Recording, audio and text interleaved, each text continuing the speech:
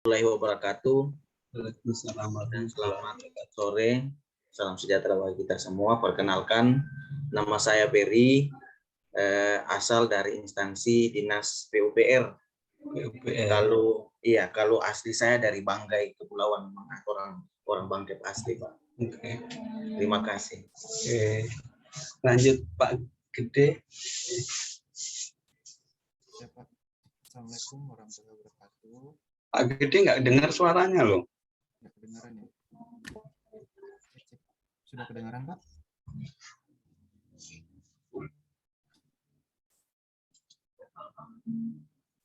Suaranya kecil loh Pak. Iya, tunggu Pak, aku tes. Halo? Halo? Teman lain ada dengar suara saya? Ada tapi kecil. Ada. Dengar. Ya, sudah dengar Mungkin Pak. diperbesar suara. Assalamualaikum warahmatullahi wabarakatuh. Selamat sore, salam sejahtera bagi kita semua. Perkenalkan, nama saya IGD Edi Warmanto, Pak, dari instansi Rumah Sakit Trikora Salakan. Kalau aslinya dari Lubuk Banggai, Pak. Oke. Lanjut ke Bu Siti.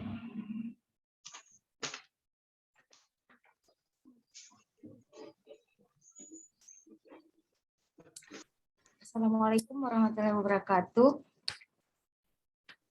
Perkenalkan, nama saya Siti Asdianti Sabia, perawat di Rumah Sakit Pratama Bila Banggai, Buko Selatan. Terima kasih. Oke. Lanjut ke Ibu Ayu.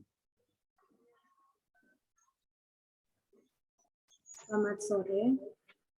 Perkenalkan, nama saya Ayu Ningsi Yakipon, guru di SMP Negeri 2 Buko. Oke, Bu Guru ya. Lanjut Bu Nining.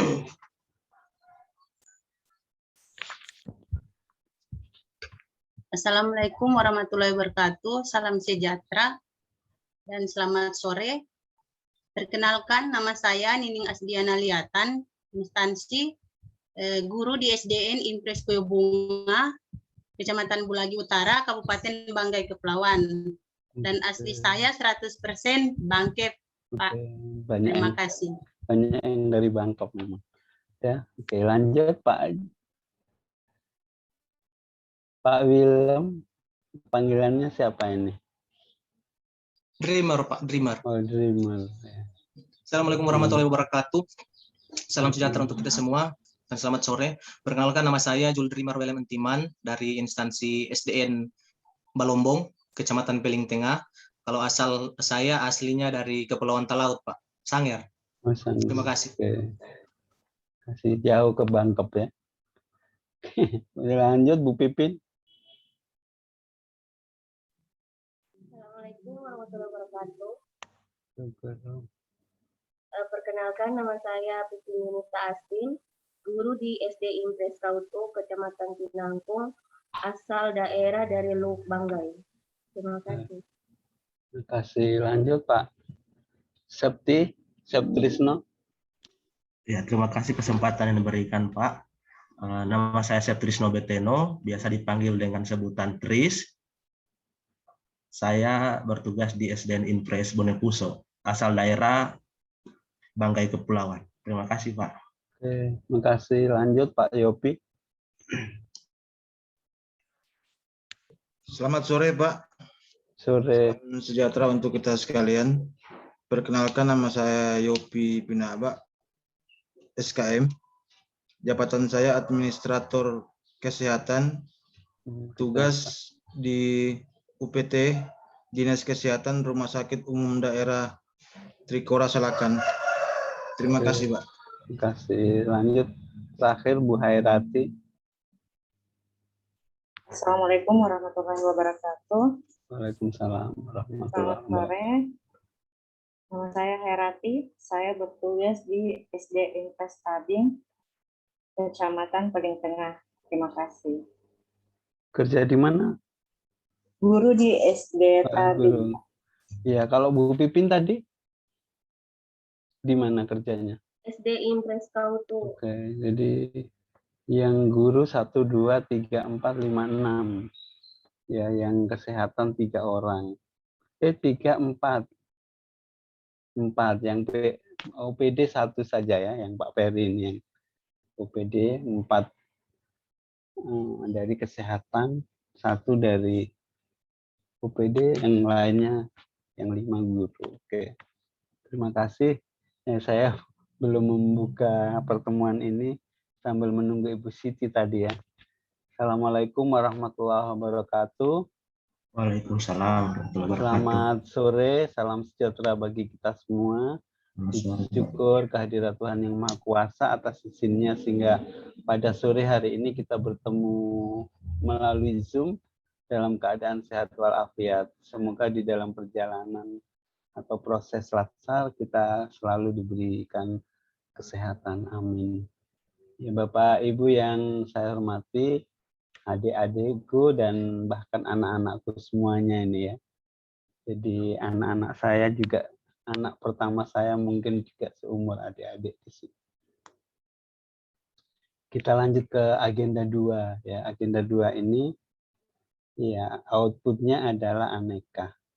Kalau agenda 1 outputnya adalah bagaimana Bapak Ibu bisa menganalisis tugas dan fungsi Bapak Ibu sebagai seorang ASN, mengidentifikasi permasalahan yang ada, kemudian membreakdown dengan kegiatan-kegiatan yang akan diaktualisasikan pada pelatihan ini. Dan saya melanjutkan, meneruskan kegiatan-kegiatan itu menuju ke tahapan-tahapan kegiatan, kemudian keterkaitannya dengan nilai-nilai dasar profesi ASN. Oke, kalau boleh tahu, adik-adik,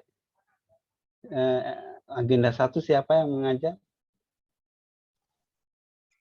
Ibu Yuli. Ibu Yuli, oke. Jadi sudah ada outputnya ya, output analisis APKL, USG, Fishbone gitu ya. Iya, Pak. Ya, alhamdulillah, berarti saya meneruskan itu. Ya, meneruskan Fishbone. Diturunkan menjadi, sudah sampai di kegiatan-kegiatan nggak kemarin? Setelah analisis Fishbone, diturunkan ke kegiatan-kegiatan belum, Bapak Ibu? Ada untuk pemecahan masalahnya, Pak, kemarin. Ya, ya dari masalah utama. Analisis Fishbone ini kan identifikasi masalah utama. Ada penyebab-penyebab. Dari penyebab ini diturunkan menjadi sebuah kegiatan-kegiatan yang akan diaktualisasikan. Sudah belum? Kegiatannya? Belum ya? Sudah. Oh, sudah ya? Pak. Oke. Oke, kita share. Tentang apa sih sebenarnya yang akan kita pahami di aneka ini. Jadi pada dasarnya adik-adik bahwa di pendalaman agenda 2 ini sekali lagi bukan hal yang baru ya. Jadi bagaimana suaranya Bu Agus?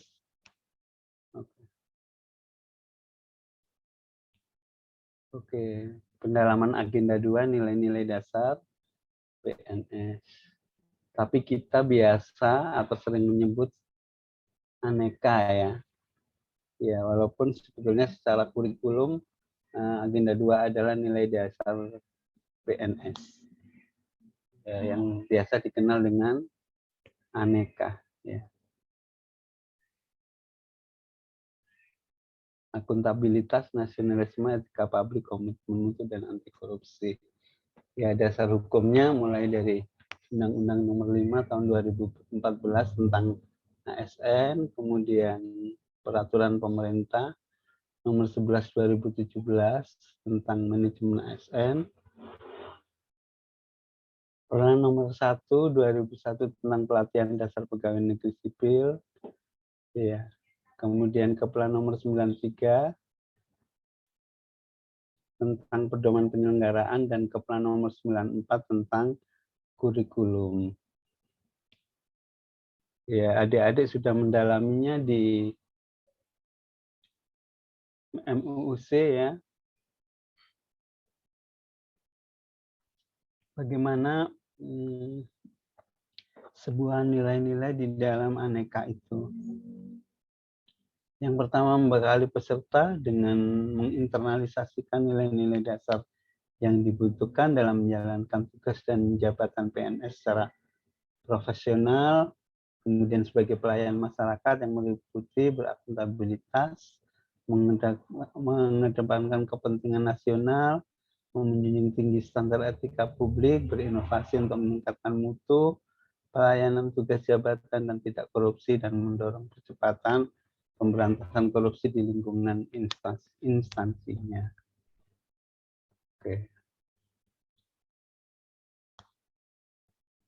Oke, nanti saya PowerPoint-nya saya kirimkan ke adik-adik. Ada beberapa kesepakatan nilai-nilai dari adik-adik. Tentunya banyak dari berbagai sumber ya, baik dari teman, mungkin dari laporan teman, atau dari modul juga, kemudian dari Widya Iswara. Ya, tentunya ada kesepakatan sebetulnya berapa indikator-indikator yang ada di dalam nilai-nilai aneka tersebut. Ya. Oke, saya share dulu.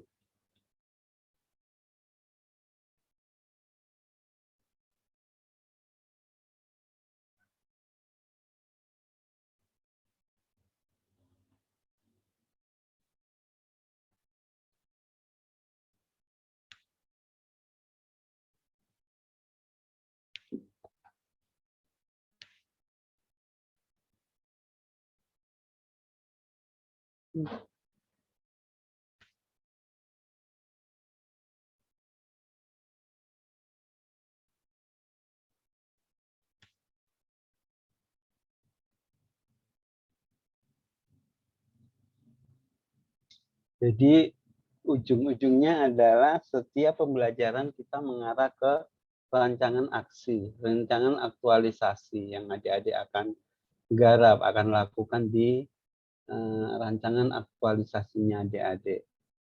Ya, kalau di bab 1 pendahuluan, bab 2 adalah rancangan aktualisasi, kemudian poin A adalah nilai dasar aparatur sipil negara, kemudian nilai B-nya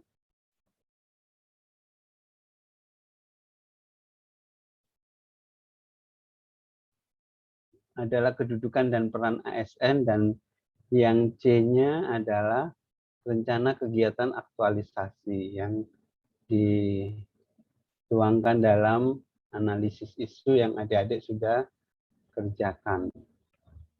Nah, kita lihat dulu dengan akuntabilitas.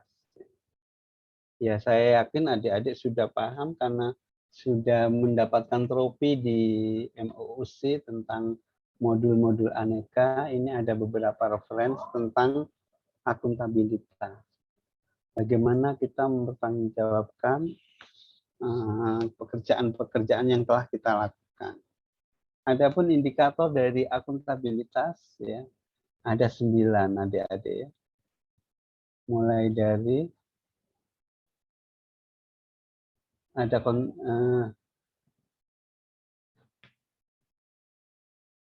konsistensi kalau dari belakang ya. Ada kejelasan, keseimbangan, kepercayaan, keadilan, tanggung jawab, integritas, transparansi, dan akuntabilitas itu sendiri. Ya, bagaimana adik-adik menyusun sebuah rancangan aktualisasi dengan menjawab keterkaitan antara nilai-nilai dasar profesi dengan tahapan kegiatan. Ya, misalnya saja adik-adik membuat kegiatan sosialisasi. Kegiatan sosialisasi itu ada beberapa tahap di dalamnya. Ada beberapa tahap kegiatan sosialisasi. Ya, misalnya ada menyiapkan bahan.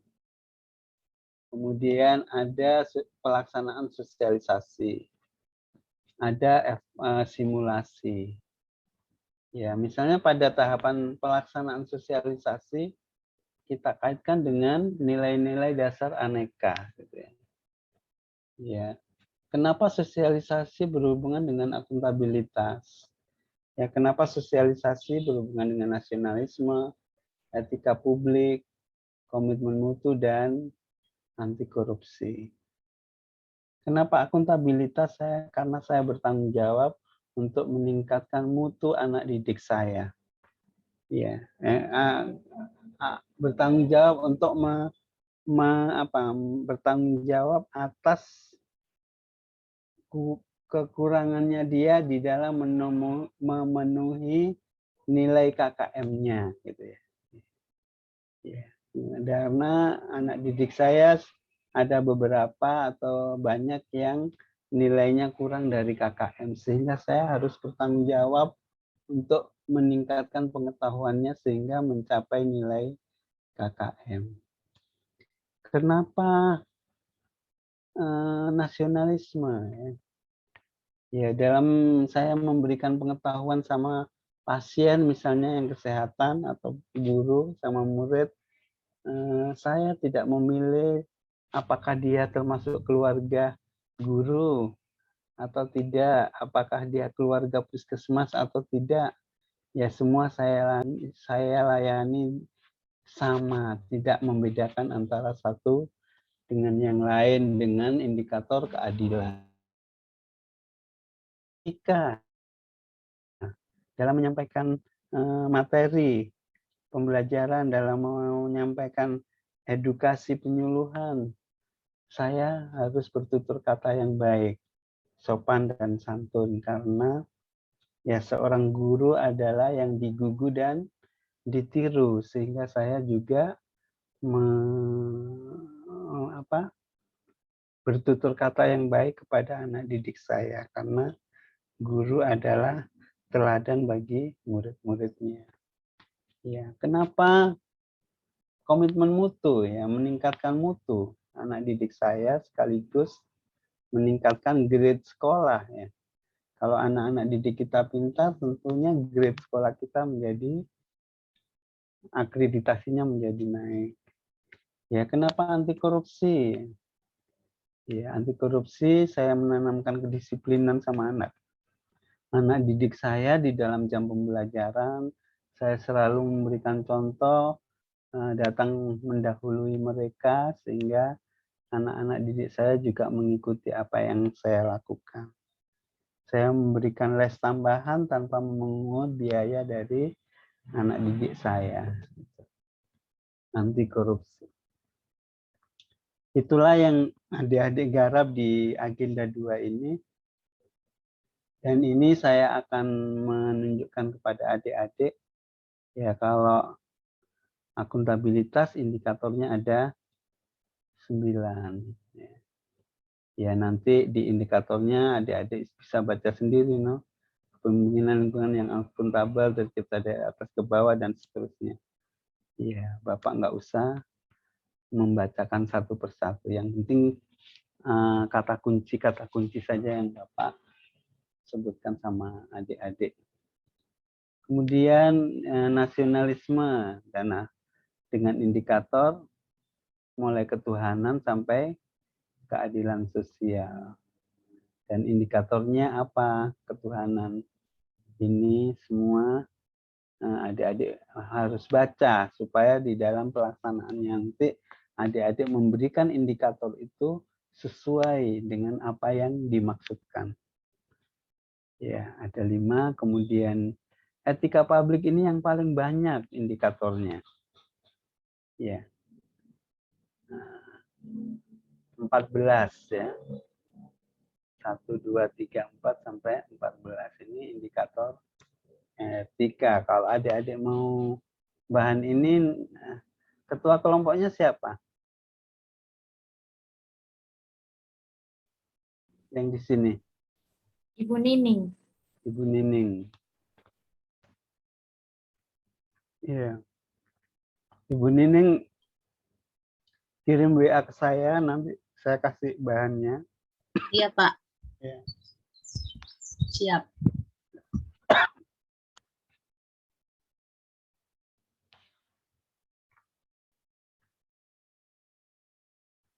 Ya, nomor saya 0852 9285 2658. 0852 9285 2658. Sudah Pak, makasih. Oke. Oke. Oke. Jadi ini etika paling banyak ya, ada 14. Kemudian komitmen mutu, ada efektif, efisien, inovasi, mutu. Ada yang di referensi lain ada 5 ya, ditambah kreatif. Anti korupsi di dalam modul pasti ada 9. Ada jujur, peduli, mandiri, tanggung jawab, kerja keras, sederhana, dan berani adil. Ya. Dulu Bapak sebelum virtual ini membawakan anti korupsi ya, biasa disingkat dengan JUPE Mandi gitu ya. Jujur, peduli, mandiri, disiplin, JUPE Mandi. Oke. JUPE Mandi tak seberadil. Tapi singkatan itu terserah adik-adik. Oke, ini nilai-nilai dasar PNS dengan seluruh indikator-indikatornya.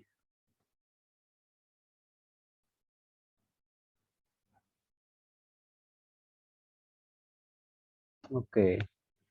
Ya, sekarang saya pengen tahu juga gitu ya.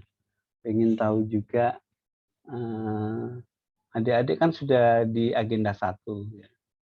Di agenda 1 itu tentunya sudah ada kegiatan-kegiatan gitu ya. Ya. Jadi kalau boleh ya, adik-adik itu sudah konsultasi sama mentor supaya penugasannya itu nyambung. Ya, misalnya kemarin di agenda 1 ambil tema apa?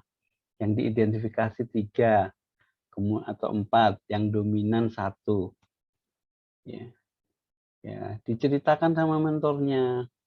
Nah, Pak, berdasarkan analisis ada identifikasi isu saya ini, yang dominan ini. Tapi minta arahan dari Bapak Ibu mentor, mana yang disetujui. Supaya penugasan-penugasan individu yang adik buat itu sudah mengarah ke rancangan aktualisasi. Jangan agenda 1 beda, agenda 2 beda, agenda 3 beda, nanti rancangan juga beda. Adik akan capek membuat baru terus. Jadi mungkin setelah dari room ini kalau adik-adik belum konsultasi sama mentor, nelpon ya, nggak perlu ketemu ya, atau WA, ceritakan bahwa saya punya identifikasi seperti ini Bapak Ibu. Ya kan pimpinan Bapak Ibu, kalau yang OPD kan tahu gitu ya, tahu biasa ikut diklat PIM atau sekarang dikenal dengan diklat pengawas, diklat administrator itu untuk pejabat eselon 3, untuk eselon 4 pelatihan pejabat pengawas. Ya, juga menggunakan analisis ini. Tapi kalau yang Pak Guru, kepala sekolah, ya mungkin lain kediklatannya. Dikonsultasikan memang ya, sehingga penugasan-penugasan individu itu terarah. Ya makin nambah agenda makin sempurna. Oke, kalau boleh tahu bayangannya gitu ya, mulai dari Pak Peri tadi ya. Ya kan sudah identifikasi gitu ya. Kira-kira apa bayangannya? Rancangan aktualisasinya Pak Peri. Mungkin Ya. ada kegiatannya, silakan. Ya, baik, terima kasih. Rancangannya saya kalau dari agenda 1 itu terkait dengan optimalisasi pemanfaatan ruang milik jalan terhadap pembangunan utilitas Nah, masalahnya yang didapatkan di sana itu pembangunan jaringan PDAM yang melintas jalan, yang secara otomatis merusak jalan, kemudian pembangunan kabel serat optik Telkom itu juga masuk dalam ruang milik jalan. Jadi kemarin juga kalau ide yang gagasan yang akan saya tempuh yaitu tentang koordinasi dengan lintas OPD terkait dengan pengawasan jalan, izin pemanfaatan ruang milik jalan, kemudian usulan ke pemerintah daerah dalam rangka menerbitkan pedoman perizinan pembangunan utilitas dalam pemanfaatan ruang milik jalan. Seperti itu, Pak. Terima kasih Pak Peri. Ya itu nanti mungkin ya, ini hanya saran.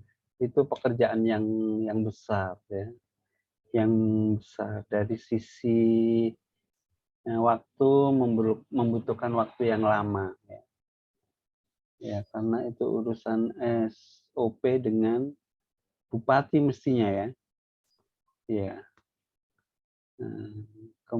Bagaimana Pak Peri memberikan dari permasalahan itu Pak Peri bisa mengerjakannya di rancangan aktualisasi sesuai kapasitas Pak Peri sebagai staf di bidang itu ya. Ya, di bidang itu. Ya, misalnya mungkin bisa kapasitas Pak Peri sebagai orang yang menyajikan data. Ya, menyajikan data tentang beberapa wilayah yang tidak patuh dengan utilitas tadi itu. Ya, di daerah ini Bapak membuat database-nya. Ya, kemudian menyajikannya ke pimpinan sebagai dasar untuk SOP-nya gitu ya. Yang diajukan ke bupati misalnya. Boleh, tapi dari sisi pendataannya gitu ya. Siap. Nanti kalau urusan SOP ke bupati itu pimpinannya Bapak kan, ya Bapak sebagai database-nya, ya menyediakan itu. Nanti di dalam perkembangannya bisa juga berubah. Nanti konsultasi dengan mentor. Nah, ya database itu dari PDAM seperti apa, dari Telkom seperti apa gitu ya. Ya memang itu ketidaksinkronan program itu yang terjadi dan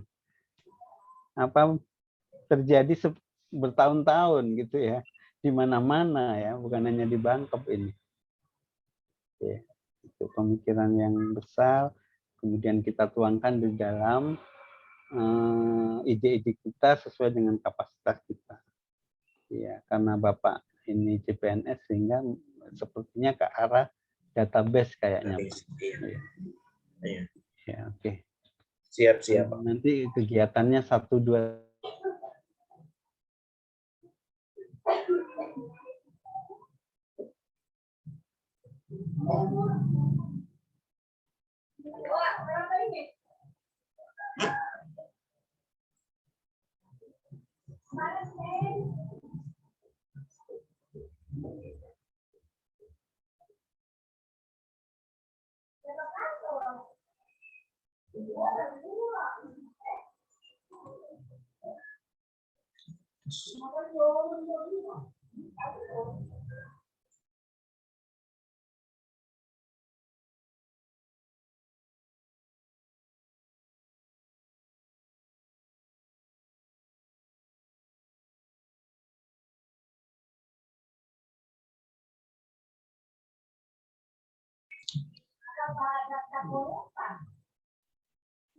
Maaf Pak, tidak kedengaran suaranya.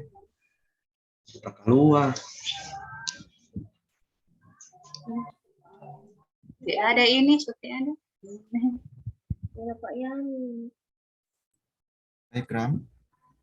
Selamat sore Pak Ikram. Pak Ikram.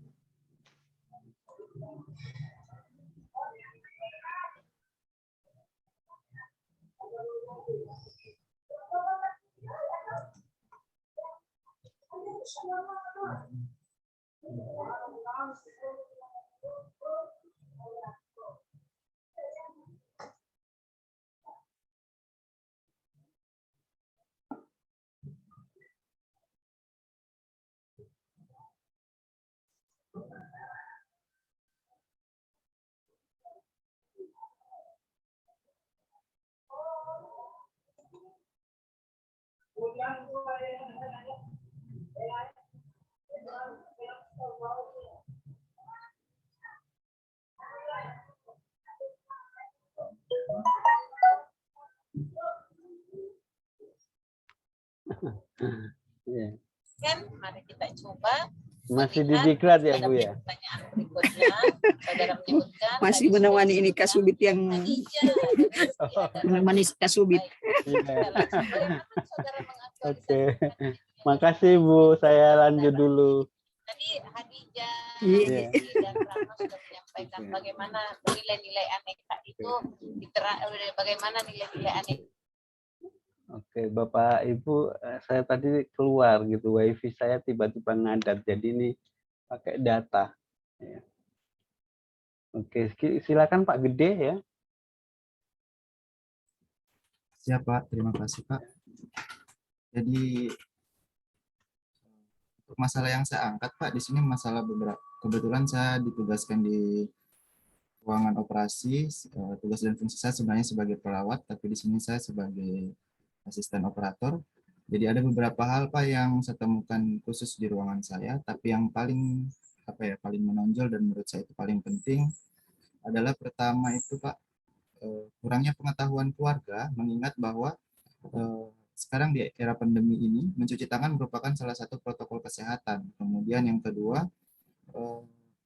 risiko terjadinya penularan nosokomial antara keluarga pasien satu kepada pasien lain, sehingga saya mengangkat di sini kurangnya kepatuhan keluarga pasien atau pengunjung pasien untuk melakukan cuci tangan yang baik dan benar, Pak. Jadi untuk pemecahan masalahnya, di sini saya sesuai dengan Fishbone, ada beberapa hal yang akan saya lakukan, Pak, dalam pemecahan masalahnya. Yang pertama itu saya akan berusaha akan membuat poster mengenai pentingnya mencuci tangan untuk mencegah terjadinya penularan infeksi nosokomial, juga untuk mencegah terjadinya penularan corona. Saya juga akan mencoba untuk sharing knowledge sama teman-teman sesama perawat, supaya bila misalkan saya tidak masuk dinas, mereka juga bisa memberikan sedikit masukan kepada keluarga pasien tentang pentingnya mencuci tangan.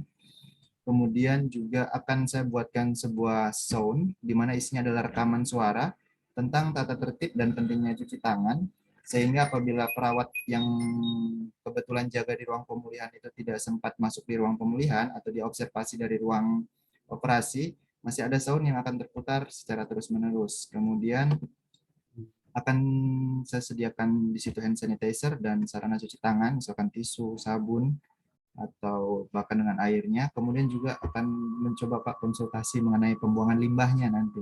Limbah cuci tangannya ke mana. Mungkin itu saja Pak. Oke. Jadi nanti pengembangannya ya ada kayak membuat surat surat SOP gitu ya, bahwa kalau masuk rumah sakit kan ya. Ya kalau ke rumah sakit itu harus melaksanakan protokol COVID dan rumah sakit memfasilitasi. Ya, nanti ada before and after-nya, sebelum dan sesudah yang tadinya nggak ketat jadi ketat protokol COVID-nya setelah ada aktualisasi. Oke, berikut Pak Yopi, silakan. Terima kasih Pak. Sebelumnya saya ucapkan selamat sore buat Ibu Kaban, BKP SDM Bangkep, yang sama-sama hadir dengan kita. Selamat sore, Bu. Ada beberapa isu yang saya sudah kumpulkan, Pak Yamin, terkait tentang di ruangan saya, khususnya di bagian kepegawaian RSUD Trikora Salakan. Salah satunya itu, Pak, masih adanya pengarsipan administrasi berkas pegawai yang belum optimal karena terkait gedung yang agak sempit, terus juga berkas-berkas yang tidak tertata rapi. Maka saya angkat isu ini sebagai isu utama, dan pemecahan masalah saya yang akan saya buat terkait ini yaitu digitalisasi berkas pegawai melalui media Google Drive untuk semua pegawai yang PNS maupun yang TKD. Karena kami di Rumah Sakit Trikora Salakan ini berjumlah 275 pegawai PNS dan TKD yang ada. Maka itu semua akan saya nanti scan berkas-berkas yang ada, terus saya akan masukkan ke aplikasi Google Drive. Jadi output nanti yang akan didapatkan bahwa semua pegawai tidak akan lagi susah payah untuk mencari berkas-berkas mereka, tapi cuma lewat media Google Drive ini berkas-berkas pegawai yang ada bisa dengan mudah didapatkan atau diakses. Terima kasih, Pak. Oke. Berapa jumlah pegawainya? 275 PNS sama TKD, Pak. TKD itu apa? Tenaga kontrak daerah. Tenaga kontrak daerah. Oke, banyak juga ya. Iya, Pak. 200. Ya, jadi misalnya nanti kan di Google Drive itu menciptakan fitur-fitur atau menu-menu ya. Ya, nanti kalau memang nggak mampu segitu banyaknya orang, ya tentu ambil sampel. Yang penting dari menu-menu yang dibuat itu ada isinya. Dari sisi apanya, kan berkas itu banyak ya. Dari sisi kepangkatannya, dari sisi yang lainnya, kan itu menu-menu tersendiri ya, fitur-fitur tersendiri. Jabatannya mungkin. Ya, jabatannya dan sebagainya. Nanti Pak Yopi yang mengidentifikasi berapa menu yang dibutuhkan gitu ya. Siap, Pak. Nanti, ya, oke, nanti pendalaman di sesi akhir. Ya, Oke, Pak. Makasih, Pak. makasih. Sekarang ya giliran Bapak Ibu guru ya, Pak Dreamer. Ya, silakan. Pak Dreamer tadi background-nya guru ya? Iya, Pak Guru. Ya, silakan. Ya, apa yang sudah diidentifikasi? Ya, terima kasih atas kesempatan yang diberikan, Pak. Ya. Di sini saya melihat masalahnya yang ada di sekolah. Di sini saya mengangkat masalahnya ada 5, Pak. Jadi saya lanjutkan lagi di analisis menggunakan tabel USG. Yang saya temukan di sini ada 2. Yang pertama, belum optimalnya penggunaan metode pembelajaran di SDN Balombong, dan yang kedua, rendahnya hasil belajar siswa saat pandemi. Dan saya angkat masalah utamanya di sini adalah belum optimalnya penggunaan metode pembelajaran di SDN Balombong. Analisis masalah penyebab menggunakan fishbone, Pak. Di sini skillnya dipengaruhi oleh guru kurang menguasai metode pembelajaran. Terus dari suppliernya tidak tersedianya jaringan internet, dari lingkungannya juga kebiasaan siswa yang kurang peduli dengan pendidikan, dan dari sistemnya metode pembelajaran yang kurang menarik. Jadi saya alternatif pemecahan masalahnya untuk guru kurang menguasai metode pembelajaran. Pemecahan masalah yang saya ambil adalah metode pembelajaran, mencari metode pembelajaran baru. Kan kita tahu kalau metode pembelajaran itu ada 7 ya, Pak. Jadi ada metode tanya jawab, metode ceramah, pemberian tugas, dan lain-lain. Jadi saya akan mengganti metode pembelajaran itu yang biasanya di sekolah hanya ceramah, saya akan menggunakan metode pembelajaran yang lain. Begitu saja, Pak. Oke. Terima kasih. Oke, terima kasih Bapak Siap. dan Ibu telah memberikan penjelasan terkait rancangan ya, rencana. Ya, perlu diketahui bahwa di dalam kegiatan-kegiatannya nanti ya adik-adik semua itu ada poin yang diwajibkan untuk adik-adik harus menyentuh IT. Ya, harus menyentuh IT. Kalau kasusnya Pak Yopi tadi, dia sudah IT Google Drive, nggak masalah. Untuk teman-teman yang belum, ya, yang tidak, bagaimana ada kegiatan-kegiatan yang menyentuh IT, misalnya di penyuluhan gitu ya. Ya, kita menggunakan video tutorial. Kita taruh di ruang tunggu, diputar di TV-nya ruang tunggu itu. Ya, tadi seperti Pak Gede tadi ya. Ya, bagaimana mencuci tangan yang benar, berapa langkah, itu juga salah satu kegiatannya video tutorial. Di samping itu juga ada tadi bilang poster yang dipasang tentunya di dekat cuci tangan, di atas, di tembok di atasnya cuci tangan, sehingga dia bisa lihat, oh inilah cara-caranya. Oke, bagi Bapak dan Ibu guru juga bisa di rencana pembelajarannya misalnya menggunakan metode, ya kalau toh tidak ada menggunakan unsur IT-nya, pada saat praktek menggunakan media itu divideokan. Pada saat anak-anak belajar, Bapak menerapkan video itu, menerapkan metode itu divideokan. Minta tolong teman untuk memvideokan Bapak dengan murid-murid pada saat mempraktekkan metode itu. Atau bisa juga Bapak Ibu guru menggunakan bahan-bahan yang dari internet, tentang metode itu ambilnya dari internet.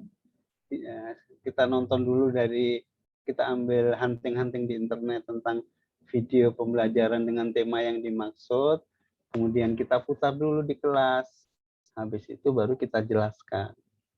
Setelah kita jelaskan kan ada penegasan-penegasan dari kita, anak-anak nonton itu ya sudah paham, tapi untuk lebih pahamnya Pak Guru, Bu Guru menjelaskan lagi, kemudian anak-anak praktek. Yaitu sudah ada unsur-unsur IT-nya. Ya, ada unsur IT-nya. Ya. Ya, memang tuntutan itu memang karena di dalam rancangan aktualisasi itu ada poin yang menilai bagaimana dia menyentuh IT. Ya. Itu yang diinginkan. Ya, database kan ada IT-nya juga. Ya, oke. Satu lagi dari Bu Guru, silakan Ibu Ayu.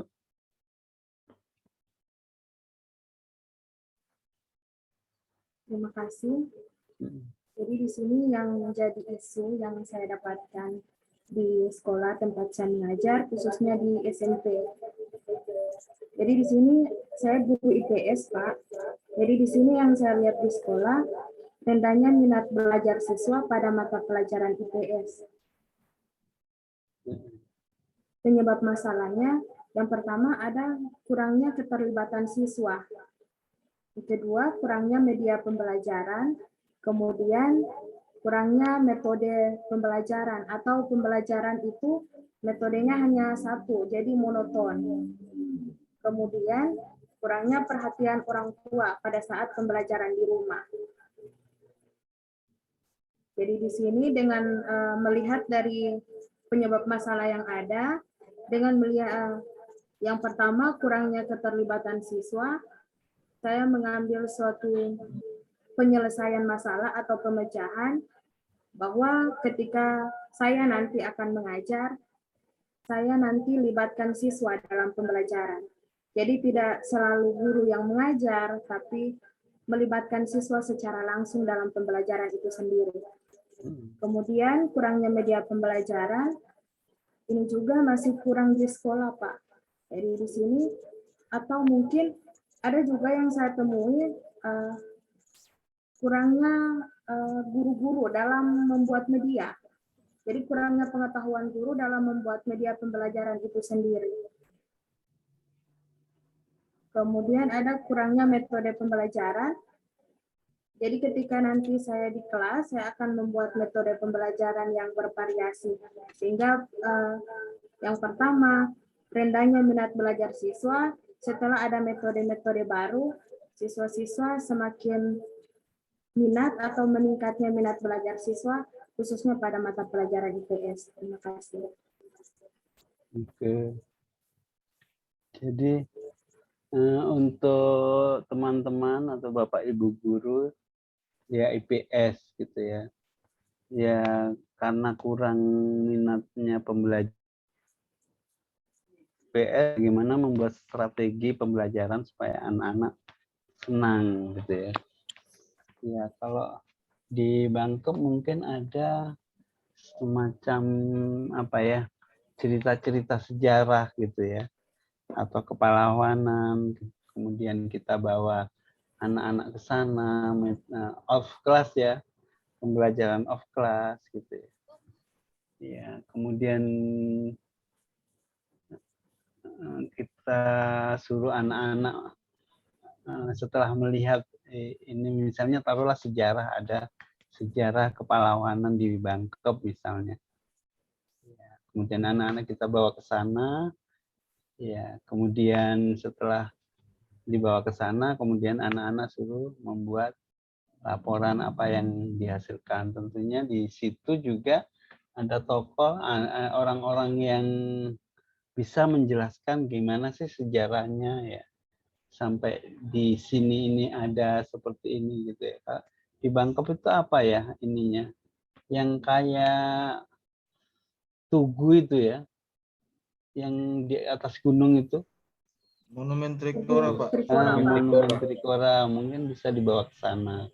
Ya, kalau boleh malah Ibu Ayu yang jelaskan di sana. Kalau dari di kampungnya tempat ngajar 130 kilo, Pak. Oh, bukan di Bangkoknya ya? Ada di Bangkok, cuma jauh sekali ya. Iya, ya di kecamatannya ya. Iya. Sorry. Iya. Iya, oke. Bisa juga banyak hal sih metode IPS ini. Kita untuk memotivasi dia sambil kayak bermain ya, tokoh gitu ya, menampilkan tokoh-tokoh gitu. Nah, dia yang suruh cari kalau dia lihat situasinya, apakah ini anak-anak masih disuap atau bisa didelegasikan. Ibu Ayu kan tahu ini. Ya, kalau memang anak-anak ini masih modelnya disuap karena kurang motivasi, ibu bawa tema-tema kepahlawanan.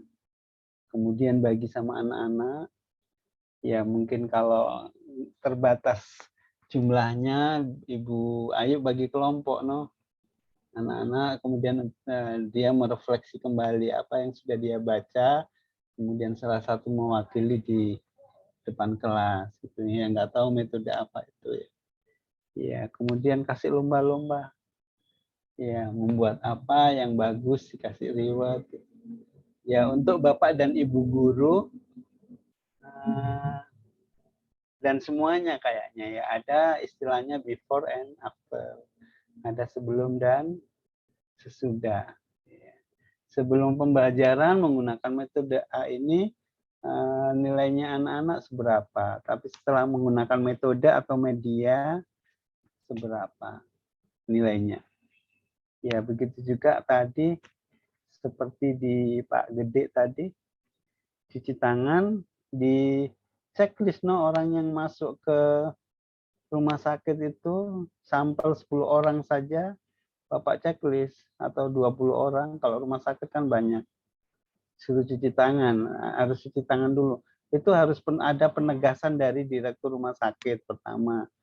Jadi harus ada dukungan dari direktur rumah sakit. Coaching sama satpam harus tegas untuk orang-orang yang nggak cuci tangan nggak boleh masuk. Bapak checklist 20 orang, yang benar berapa sih? Oh ternyata 20 orang nggak ada yang benar. Maka Bapak kasih penyuluhan, edukasi, ini loh cuci tangan yang benar. Ya, malah dikasih model cuci tangan 6 langkah atau berapa langkah. Kemudian suruh cuci tangan lagi. Oh ternyata dari penyuluhan tadi dari 20 orang, ternyata sudah ada 12 orang yang benar. Jadi ada peningkatan begitu. before and after. Jadi itu. Ya, kemudian kita ke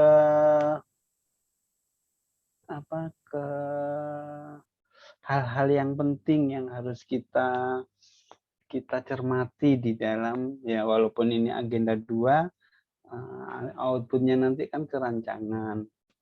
Ya, yang Bapak Ibu nanti pada saat seminar itu yang ditanyakan ya aneka gitu. Bagaimana keterkaitan antara nilai-nilai dasar PNS dengan tahapan kegiatan. Ya, untuk mulai dari awal, mulai dari judul, adik-adik ditanya,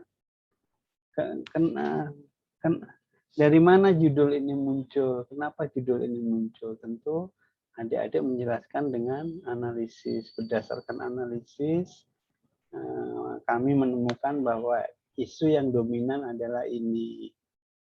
Ya, kemudian untuk mengangkat permasalahan itu di latar belakang harus ada dukungan data. Ya, misalnya tadi Pak Gede bilang banyak pasien yang tidak mematuhi protokol COVID. Berdasarkan pengamatan ada 50% pasien yang datang ke rumah sakit tidak mencuci tangan. Ya, itu namanya data. Ya, baik narasi atau kualitatif. Ya, data-data di administrasi rumah sakit saat ini masih manual. Sering terjadi tercecernya surat yang penting gitu, terjadi gitu, saling mengharap satu dengan yang lain gitu. Ya, diceritakan itu yang Bapak ceritakan tadi semuanya itu Bapak Ibu itu di latar belakang, dan alangkah bagusnya ada dukungan data. Ya, kalau kurang rendahnya penyerapan pengetahuan dan keterampilan siswa, ambil dari KKM-nya, nilai KKM-nya untuk di pendahuluan itu ada beberapa sekian persen di bawah KKM begitu. Ya, kemudian juga tadi saya bilang sama Pak Ferry, di dalam database itu diawali dengan berapa persen sih terjadi utility tadi ya, kesalahan di dalam tata cara atau SOP-nya gitu ya. Ya, SOP dalam pekerjaan ini gitu ya. Oh, ada 30% gitu, yang tidak patuh dengan aturan, misalnya seperti itu. Ya, setelah di latar belakang, adik-adik menguasai analisis ya. Bahwa analisisnya ini bisa bercerita tadi, fishbone-nya seperti ini, dan saya turunkan menjadi kegiatan-kegiatan aktualisasi. Ya, setelah kegiatan ini terdiri dari tahapan kegiatan, masuklah aneka ini gitu ya. Itu yang ya sekitar itu aja yang perlu di kata kunci yang harus dipahami.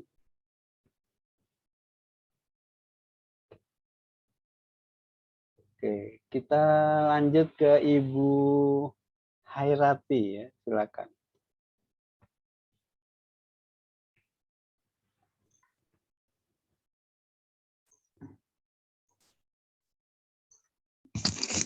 Terima kasih Pak. Di sini isu yang saya angkat itu rendahnya minat belajar siswa kelas 3 SD IPS Tabing. Penyebabnya dari skillnya itu pembelajarannya yang monoton. Kemudian kurangnya peran siswa dalam proses belajar mengajar. Kemudian pada suppliernya kurangnya jumlah buku pelajaran. Di sistemnya itu metode pembelajarannya yang monoton. Guru cuma menggunakan satu metode saja, Pak. Kemudian di surroundingnya itu kurangnya perhatian orang tua. Nah, pemecahan masalahnya yang pertama metode belajar yang monoton, yaitu menerapkan metode pembelajaran bervariasi sesuai dengan tema yang akan diajarkan. Di sini saya rencananya ambil metode pembelajaran role playing atau bermain peran. Karena mengingat di tema-tema di kelas 3 itu kebanyakan dia bercerita, kebanyakan materinya itu tentang cerita atau dongeng. Kemudian kurangnya keterlibatan siswa dalam proses belajar mengajar. Pemecahan masalahnya yaitu melibatkan siswa secara langsung dalam proses belajar mengajar. Misalkan memberikan kesempatan kepada siswa untuk mengungkapkan pendapatnya atau kesempatan bertanya. Kemudian kurangnya jumlah buku pelajaran. Pemecahan masalahnya yaitu menambah buku pelajaran. Caranya itu dengan fotokopi atau print sendiri buku pelajarannya, Pak. Kemudian kurangnya perhatian orang tua siswa. Pemecahan masalahnya yaitu melakukan sosialisasi dengan orang tua siswa tentang pentingnya peran orang tua dalam proses pembelajaran di luar lingkungan sekolah. Itu Pak, terima kasih. Oke. Terima kasih ya. Jadi kalau permasalahan itu ada yang namanya fokus dan lokus. Ya fokusnya apa gitu. Ya metode pembelajaran apa. Ya, di mana ya, lokusnya? Di kelas 4 kah? Di kelas 1 atau di mana? Jadi ada fokusnya apa, lokusnya apa. Terus gini, di schedule aktualisasi, ya schedule jadwal aktualisasi itu biasa orang melihat dari situ. Logik nggak sih? Ini teman-teman membuat jadwal gitu, misalnya konsultasi dengan mentor 4 hari atau 3 hari. Secara logika kan nggak masuk akal. Ya konsultasi sama mentor itu ya sehari. Iya. Penyuluhan. Ya, penyuluhan ya sehari. Tapi kan Bapak Ibu waktunya sebulan. Bagaimana untuk menyiasati waktu ini? Ya, pembelajaran. Dalam 2 minggu belajar karena konsultasi 1 hari, membuat media 2 hari, ya. Membuat RPP 1 hari, 2 hari, taruh seminggu. Yang 3 minggu ini ngapain gitu? Ya tentunya action kan. Ya kalau guru misalnya masa dalam 2 minggu lebih, biasanya 2 minggu lebih 2 hari. Hanya 1 metode gitu. Apakah nggak pakai media juga? Gitu. Misalnya hari ini metodenya itu, besok metode itu lagi, lusa itu lagi. Ya. Jadi boleh metode 1, tapi medianya juga ada minimal ya, minimal untuk Bapak Ibu guru itu metode dan media itu 3 minimal karena dipakai untuk 2 minggu. Jadi schedule-nya Bapak Ibu mengajar itu 2 minggu. Ya, entah dalam 2 minggu itu seminggu 3 kali, Senin, Rabu, Jumat, atau Selasa, Kamis, Sabtu, silakan aja. Ya, tapi durasinya kan lama karena ada RPP mungkin 2 hari membuat RPP. Kalau aksinya harus ada aksinya. Ya, kalau misalnya penyuluhan, edukasi, ya Pak Gede, bukan hanya penyuluhan, edukasi. Setiap pasien yang datang, yang belum tahu mencuci tangan, kan tadi checklist, tapi di hari berikutnya Pak Gede kan masih kerja, masih aktualisasi, harus ada kegiatan. Edukasi yang datang yang belum bisa. Pas saat sampel, memberikan sampel tadi menyuruh cuci tangan sebelum dan sesudah, oke. Itu kegiatan. Tapi kegiatan edukasi selama 2 minggu, Pak Gede harus datang di situ, di tempat cuci tangan itu. Memberikan edukasi, pasti tiap hari ada yang salah. Siap, Ya, kumpul dulu 5 orang, tunggu ya Bapak Ibu gitu ya. Yang ini loh cuci tangan yang bagus, sudah 5 orang besoknya lagi gitu ya. Ya harus ada kegiatan, nggak mungkin kegiatan 1 bulan tuh nggak boleh kosong. Ya kalau Bapak Ibu rancangan aktualisasinya harus bagus. Kalau Pak Yopi enak, tiap hari mendata kan, orangnya banyak. Belum tentu selesai itu 2 minggu. Kan banyak.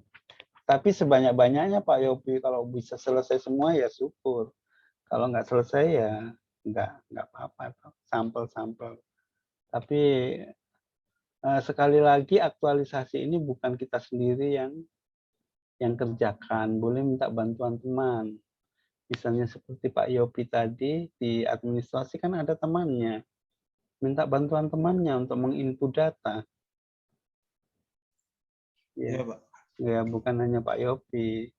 Artinya Pak Yopi juga ada di situ, tidak menyerahkan ke teman, tidak.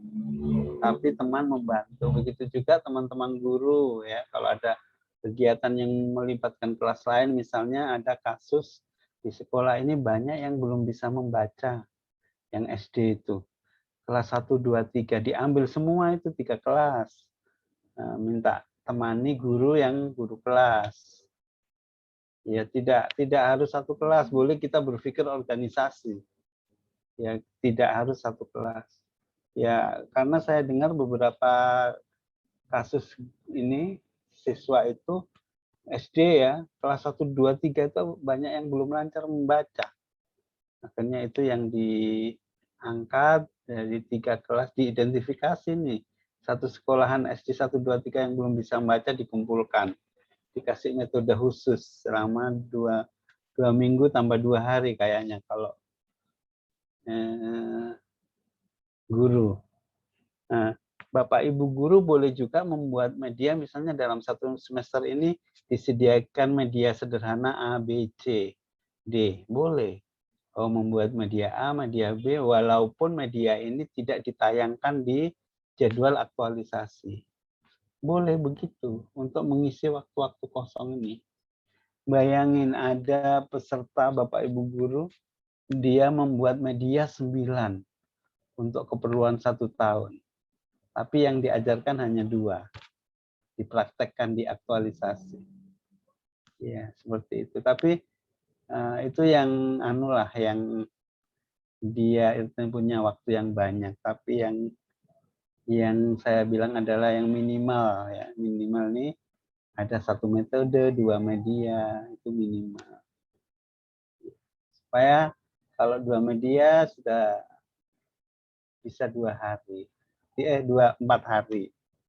Mencari bahan, membuatnya, dan dalam membuat media, Bapak Ibu guru libatkan siswa supaya dia termotivasi untuk membuat, termotivasi untuk belajar. Misalnya media itu perkalian, misalnya yang matematika. Dia suruh juga kita berikan bahan, kita dampingi membuatnya per kelompok. Dia senang, pasti tanya-tanya. Ini untuk apa ya Pak, Bu Guru? Oh ini untuk nanti ini, dengan ini secara tidak langsung sudah sama-sama belajar. Kemudian nanti dipraktekkan per kelompok. Gitu. Jadi ada 4 media misalnya dibuat. Ya banyak hal yang Bapak Ibu guru bisa buat lah. Ya makanya ditentukan misalnya matematika temanya apa, matematikanya itu IPS temanya apa dalam semester ini ya. Sehingga untuk menyiapkan media sederhana, modifikasi yang terjangkau oleh keuangan kita. Jangan juga banyak-banyak mengeluarkan uang adik-adik sebisa mungkin ya.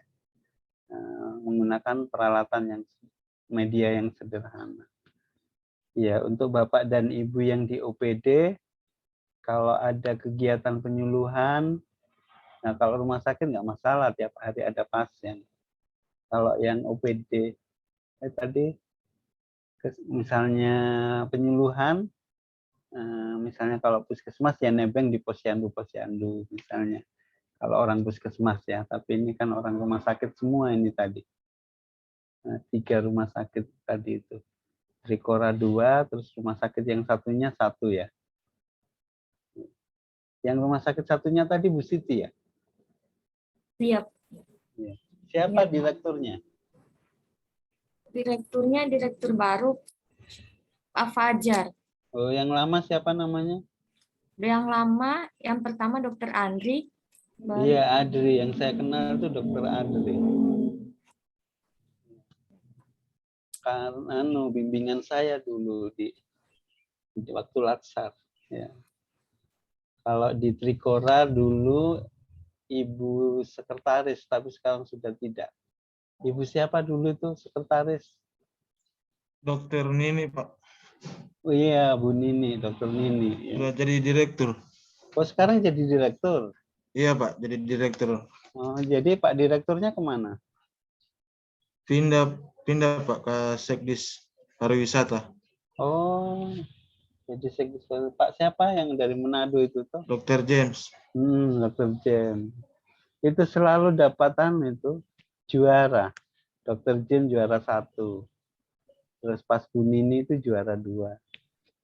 Waktu Iya, Pak.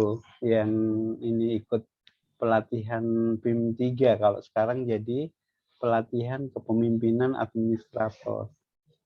Iya, Pak, makanya kita juga dari perwakilan dari Trikora juga berusaha untuk bisa memberikan yang terbaik. Iya, amin ya. Karena bos-bosnya pernah terbaik, jadi pasti kalau anak-anak didiknya, anak buahnya Latsar atau PKP ya, pelatihan pengawas, diupayakan yang terbaik. Ya. Soalnya mulai dirintis dari Dr. James. Ya. Oke, lanjut ke Ibu ini, Bu Nining. Ya, silakan. Ya, terima kasih atas kesempatan yang baik ini. Di sini saya akan menindaklanjuti lagi tentang isu yang kemarin sudah ada di agenda 1, yaitu di sini Pak yang saya angkat kemarin, isunya itu kurangnya minat belajar siswa pada mata pelajaran matematika. Di mana Pak, saya kan di tempat tugas saya itu pegang kelas 6. Nah, jadi banyak sebenarnya isu, tapi yang saya paling lihat di situ kurangnya itu yang tadi, kurangnya minat belajar siswa pada mata pelajaran matematika. Dilihat dari skill, itu kelas berapa kurangnya, itu? Kelas berapa? Kelas 6 SD. Jadi dilihat Pak dari skillnya itu guru kurang menguasai materi bahan ajar. Kemudian dari siswa itu siswa juga kurang memahami materi yang diajarkan oleh guru. Ya mungkin ini disebabkan juga karena gurunya monoton. Artinya cuma ceramah, karena kalau yang saya dapat, yang saya temukan itu Pak, kalau matematika itu tidak perlu hanya ceramah. Siswanya itu bosan. Nah, sehingga pemecahan masalah itu saya ambil dengan pertama, berkomunikasi dengan Pak Kepsek, ya, atau yang nantinya selaku nanti aktualisasi mentor, itu mengadakan sosialisasi bagaimana kalau kemarin Pak saya di sekolah itu diadakan rapat guru-guru bersama Kepsek kepala sekolah untuk bagaimana cara mensikapi masalah tentang keberadaan siswa kelas 6 yang sulit dalam mata pelajaran matematika ini. Nah, dan saya dapat nanti kalau saya nanti kembali ke tempat itu dilihat dari segi kurangnya buku penunjang. Karena jujur sekolah saya itu kecil, jadi memang buku-buku juga cuma sedikit. Kadang 3 siswa cuma 1 buku. Jadi sehingga di sini melihat di sini mungkin sisi negatifnya Pak, tidak mampu karena semua itu kan butuh informasi lewat buku, sementara penyediaan buku yang ada itu kurang. Itu pertama. Kedua, menggunakan kurangnya media pembelajaran seperti tadi alat peraga. Kalau matematika itu lebih dominannya itu menggunakan alat peraga. Contohnya menggunakan ular tangga. Itu bagaimana tadi Bapak sudah paparkan tadi, saya sempat kutip, harus terlibat langsung ya Pak kalau dalam membuat satu media. Sebaiknya, ya, makasih sebaiknya. ya. Makasih Pak tadi. Selanjutnya memotivasi siswa untuk belajar di rumah.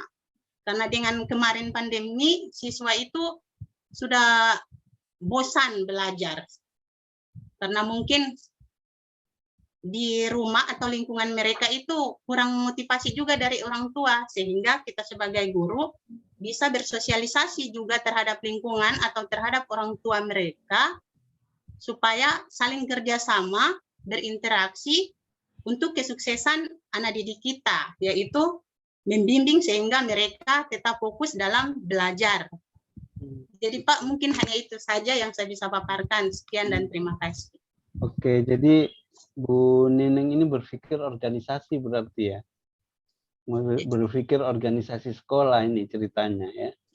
Ya, karena ya, skupnya agak besar. Ya, bukan di mata pelajaran.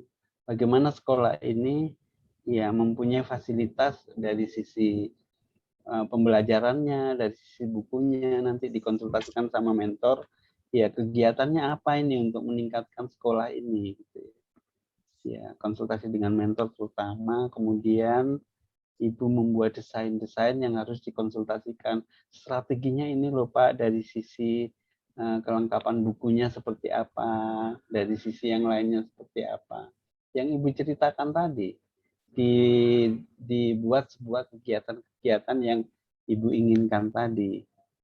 Jadi kegiatan umum ini, bukan kegiatan pembelajaran, supaya bagaimana motivasi anak-anak ini ya, mungkin bikin galeri atau apa ya, kayak gazebo itu loh, gazebo yang ada buku-bukunya itu, pojok baca dan tapi yang di tengah.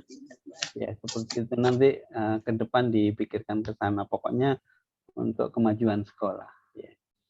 Oke. Kita masih ada 3 orang dan waktunya 18 menit lagi. Ya, kami langsung pindah ke Bu Pipin. Ya, silakan. Pak Tris belakangan ya, Bapak-bapak. Ya, silakan Bu Pipin. Ya, baik, terima kasih Pak. Di sini isu atau permasalahan yang saya ambil dari sekolah yaitu kurangnya hasil belajar kelas 1 SD. Ya. Ya. Dan yang saya dapatkan penyebab masalahnya ada beberapa. Yang pertama, kurang paham akan pentingnya belajar. Jadi di sini dengan adanya kurang pemahaman, rencananya itu saya akan memberikan pemahaman dulu kepada siswa bahwa belajar itu merupakan kegiatan yang menyenangkan dan mempunyai banyak manfaat di kehidupan sehari-hari. Yang kedua, kurangnya minat belajar. Jadi di sini rencananya saya akan menggunakan media pembelajaran atau mengaitkan pembelajaran ke kehidupan sehari-hari agar menarik perhatian siswa. Yang ketiga ini kurangnya perhatian dan dukungan dari keluarga. Di sini saya akan memberikan masukan atau pemahaman kepada keluarga bahwa peran keluarga itu sangat penting di dalam perkembangan anaknya, sehingga anaknya itu dapat dengan baik dalam mengikuti pembelajaran di sekolah. Yang selanjutnya itu kurang fokus pada saat pembelajaran di kelas. Jadi ada beberapa anak yang di dalam pembelajaran, pada saat pembelajaran sering bermain. Jadi rencananya akan memberikan pelajaran yang menyenangkan atau memberikan perhatian yang lebih kepada siswa yang kurang fokus sehingga lebih fokus pada pembelajaran. Terus metode pembelajaran yang kurang menyenangkan. Jadi harus menemukan metode yang pas atau yang lebih menyenangkan supaya siswa lebih bersemangat dalam pembelajaran. Sama dengan keterbatasan buku pelajaran. Jadi di sekolah ada beberapa siswa yang satu buku itu harus digunakan oleh 3 atau 2 orang. Ya, jadi mungkin itu untuk sementara saya akan memberikan siswa itu lebih bisa belajar bersama di rumah, atau setelah itu memberitahu kepada pihak sekolah yang berwenang yang dalam hal ini keadaan pembelajaran. Keterbatasan alat peralatan. Jadi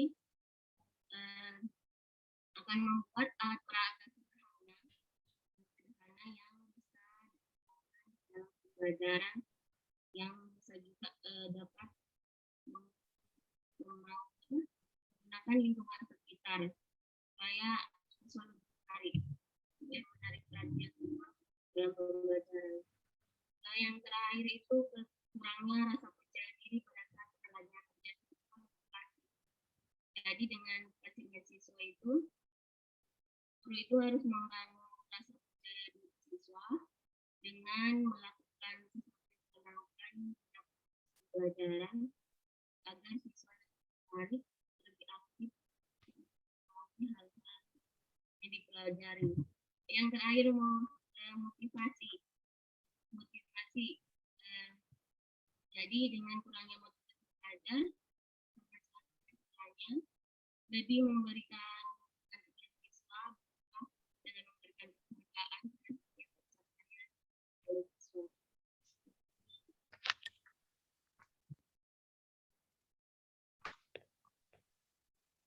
Oke, terima kasih atas penjelasan Bu Pipin ya. Yang terakhir tadi tidak dengar ya. Ya, putus-putus gitu ya. Yang terakhir tentang motivasi, Pak. Iya, oke. Jadi anak kelas 1 itu apa? Dia karena motivasinya membaca kurang, berarti ada indikasi membacanya juga tidak terlalu lancar gitu ya. Iya, memang belum terlalu lancar. Ya, sehingga itulah nanti yang digarap, bagaimana minat bacanya bisa meningkat. Tentunya karena keterbatasan buku-buku, Ibu Pipin yang cari nanti di internet ya. Ya, dengan topik apa, tema apa, itu menjadi suatu kegiatan. Ya, jadi latar belakangnya itu karena kurangnya buku, terus minatnya juga rendah gitu. Ya, salah satu upayanya kasihlah materi-materi yang di-hunting di internet yang ada gambar-gambarnya, mungkin anak kelas 1 masih suka. Ya, kemudian dibawa ke halaman atau ke pinggir pantai, kemudian dia suruh menyebutkan melihat awan, kemudian dia suruh nulis, sudah menyebutkan, bisa juga untuk memotivasi dia sambil bermain. Nah, dia lihat bunga, dia tulis bunga, kemudian dia baca bunga gitu. Nulis semua, nulis apa yang dia lihat. Ya, siapa yang paling banyak yang ditulis, nah, kemudian dibacakan, kemudian yang paling banyak sekali dikasih hadiah permen. Gitu. Iya, Pak. Ya, begitu supaya menarik kegiatannya. Ya, jadi kita guru yang aktif mencarikan bahan-bahan di internet karena kurangnya bahan di sekolah kita. Ya, oke, untuk sementara cukup Bu Pipin. Silakan Bu Siti. Ya. Baik, terima kasih. Saya akan menjelaskan sedikit tentang isu di rumah sakit, isu yang saya angkat di rumah sakit tempat saya bekerja. Sebelumnya saya bekerja di Rumah Sakit Pratama Bila Banggai di ruang perawatan. Isu yang saya angkat itu kurang pengetahuan perawat dalam penerapan timbang terima dengan pendekatan komunikasi SBAR. Timbang terima itu sendiri dia pelaporan kondisi pasien di setiap pergantian shift. Jadi misalnya perawat yang shift pagi selesai bertemu dengan siang itu menjelaskan kondisi pasien sehingga tidak ada kesalahan. Di sini yang jadi masalahnya itu pendekatan komunikasi SBAR yang harusnya diterapkan di ruang perawatan. Sementara perawat di ruang perawatan itu belum tahu tentang komunikasi SBAR, cara penulisannya juga belum tahu. Maka yang saya angkat itu pengetahuan komunikasi SBAR. Jadi yang menjadi kegiatannya saya itu yang pertama kan sosialisasi tentang apa itu komunikasi SBAR dan cara-cara pengisiannya. Kemudian yang kedua karena di rumah sakit juga sepertinya satu keseluruhan rumah sakit itu belum ada kebijakan tentang komunikasi SBAR itu sendiri. Jadi mungkin pertama berarti mau buat dulu komunikasi SBAR-nya itu seperti apa, kebijakannya di rumah sakit sehingga dibuatkan juga SOP-nya. Setelah itu baru disosialisasikan ke perawat di ruangan. Iya. Betul sudah. Iya. Ya, jadi SOP-nya dulu dibuat, kemudian ditandatangani oleh pimpinan kegiatan satu toh, yang konsultasi mentor, membuat SOP-nya, ditandatangani oleh kepala atau direktur ya. Nah, kemudian sosialisasi juga harus menggunakan direktur karena itu perlu penguatan, walaupun Ibu Siti itu yang buat,